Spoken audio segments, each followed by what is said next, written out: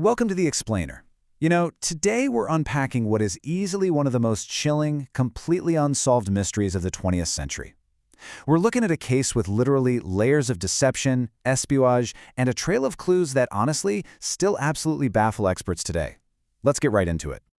So I want you to put yourselves in the shoes of the investigators for a second. Imagine trying to identify a person who didn't just go missing, right? But someone who actively, deliberately erased her own existence.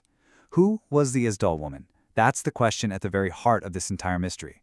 It's a puzzle that has frustrated authorities for over 50 years now. All right, our timeline begins on November 29th, 1970. Picture this.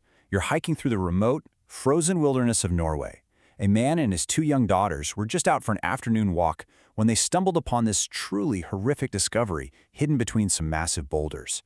They found the severely charred remains of a woman. Section 1. The Valley of Death. Now, the crime scene they discovered? It was bizarre. It was deeply unsettling. Her remains were sprawled out in what actually looked like a ritualistic position, and right around her, investigators found bottles of water, a dozen scattered sleeping pills, and a silver spoon. But get this, the monogram on the spoon completely filed away. And then there's the most chilling detail of the whole shebang. Every single clothing label had been meticulously cut off. I mean, think about that for a second. She had no name, no ID, nothing, just an entirely erased history. Section 2. A Master of Disguise. So as you can imagine, the Norwegian police were totally baffled. But they soon hit on a crucial lead. They found two suitcases left at a nearby train station. Inside, they found multiple wigs, several pairs of non-prescription glasses, a bunch of different currencies from all across Europe, and, you guessed it, even more clothing with all the labels completely removed. I mean, come on, these aren't exactly the packing habits of your average tourist. This showed she wasn't just an eccentric traveler. She was a professional, highly trained to completely disappear into a crowd. Moving on to Section 3. The 8 Ghosts. As investigators started tracking her shadow across Europe, using the currencies and clues from her bags, they peeled back this incredible layer of deception. 8. That's the magic number here. She stayed at multiple hotels across the continent using at least 8 different fake identities. It takes incredible discipline and training to maintain just one alias without slipping up, let alone 8 of them. What's really fascinating here is how her movements build this profile of a literal ghost moving through the Cold War shadows. She was Elizabeth Lienhauer speaking English, then she's Genevieve Vernier speaking German, and then Claudia Thiel switching flawlessly between French and Dutch. Witnesses described her as an elegant, sophisticated woman in her 30s, but they also noted she was, well, always on edge. She changed hotel rooms constantly, changed outfits constantly. It's like she was everywhere, yet nowhere at all. Section 4. Cracking the Code. Just when the trail seemed to be nothing but smoke and mirrors, investigators found a massive breakthrough tucked away deep inside her luggage. A small, black notebook. But actually, scratch that. It wasn't a normal diary at all. It was filled with cryptic codes, just rows and rows of letters and numbers that made absolutely no sense at first glance. Cryptographers literally spent weeks agonizing over this puzzle before they finally broke it. And once it was decoded, boom, investigators had a highly precise timeline. Months prior, she traveled extensively across various locations in Europe. Weeks prior, she arrived and moved very strategically across Norway. And in her final days, she was tracked right near the Isdal Valley.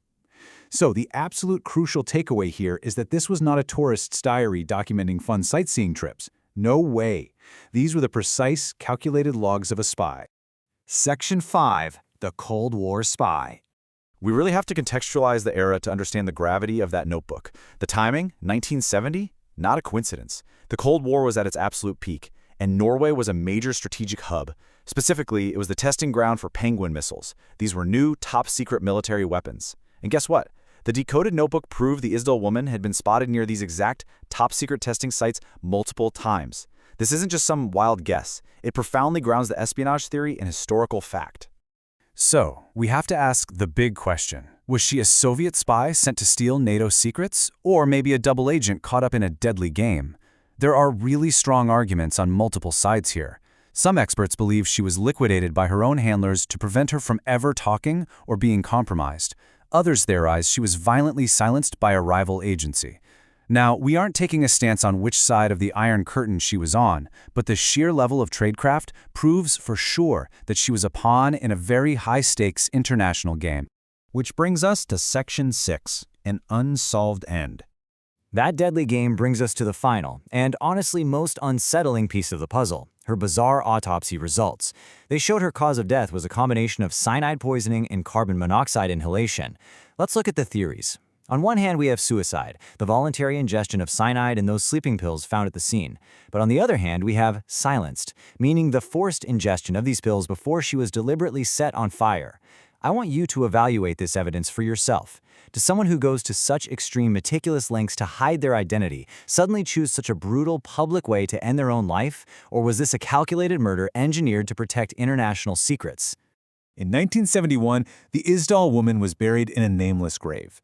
But, even in death, investigators prepared for the future. She was placed inside a zinc coffin, which was specifically designed to preserve her body in the hopes of future identification. It is just a deeply tragic end for a woman who seemed to come from nowhere, lived her entire life as a shadow, and ultimately died in the Valley of Death over 50 years ago. So, a forgotten spy or a victim of a much darker conspiracy? Who do you think she really was? It remains one of the greatest unsolved mysteries in history. I want you to really think about this haunting question and share your own theories based on the evidence we've just covered. Drop your thoughts in the comments below, and of course, don't forget to like and subscribe for more deep dives into the world's most chilling mysteries. Thanks for joining me on this explainer, and I'll catch you next time.